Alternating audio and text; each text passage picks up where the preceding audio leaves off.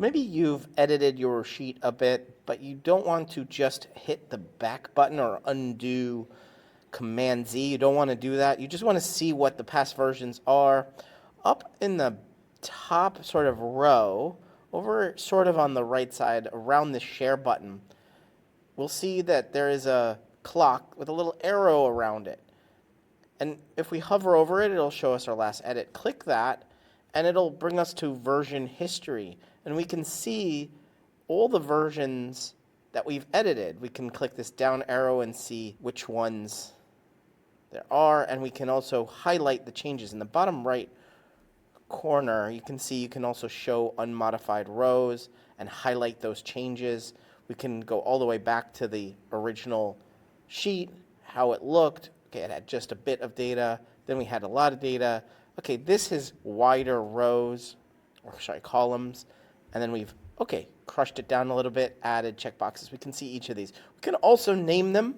By the way, you can see that we can select all versions or named versions. If you want to be like, hey, this one is where we added checkboxes. And then at the very beginning, you can say start. Start here. Those will be saved. And then when we select named versions, we see we have this start here and added checkboxes. This named versions is pretty cool if you're doing something where you don't necessarily know, is this going to work out? Do we want to come back to this save point eventually? Let's just name it, and then it's sort of saved in this extra section, not just all versions, and we have to search through it, and we have to figure it out by date and time, but rather we have a named version, sort of a saved state.